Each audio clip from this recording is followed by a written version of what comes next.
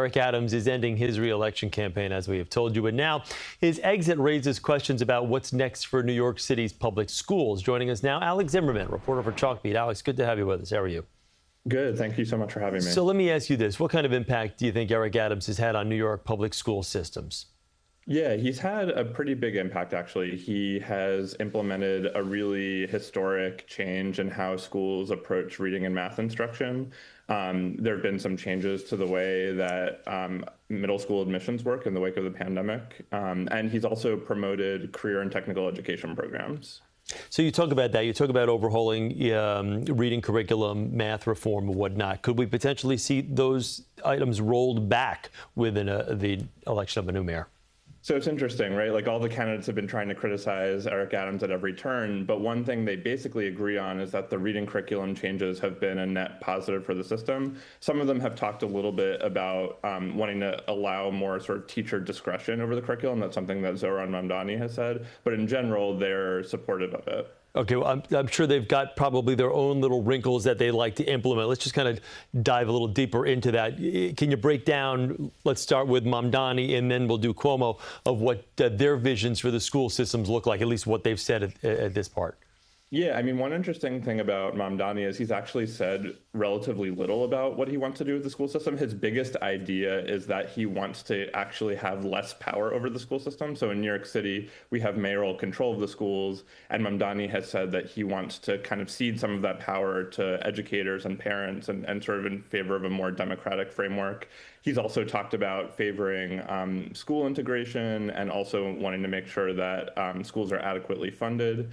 Cuomo has talked a little bit more about kind of promoting charter schools and lobbying at the state level to raise the charter cap. He's talked about wanting to close low-performing schools, and he has a few other ideas that involve like expanding social services in schools. How about Curtis Sliwa? Yeah, Curtis Sliwa has talked a little bit more about like school safety. And one thing that Cuomo and Curtis Sliwa actually have in common is they support more gifted and talented programming. They support keeping the specialized high school admissions test at those schools.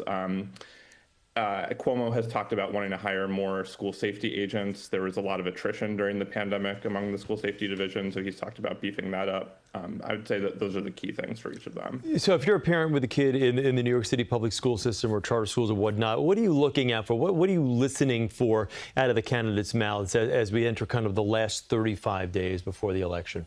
Yeah, I mean, I think you're looking to see whether they make education much of an issue at all in the final stretch. One interesting thing in recent weeks is that Cuomo is trying to make a really big deal of the fact that Mamdani doesn't have a really detailed education agenda beyond his kind of free childcare proposal. Like, he doesn't have a lot to say about how he would improve K-12 schools. So it'll be interesting to see if that becomes more of like a political issue in the final weeks of the race. And I think, I'll be looking for, and I imagine parents want to know, like, what is Mamdani going to do if he's elected?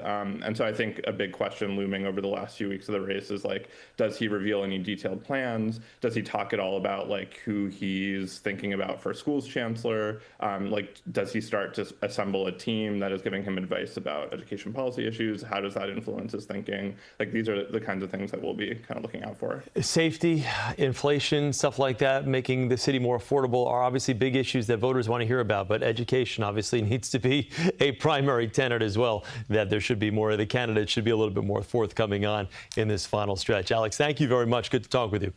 Likewise. All right. And to learn more about Mayor Adams' announcement and, of course, the latest in the mayoral race from the other candidates, you can head to our website for full coverage at CBS.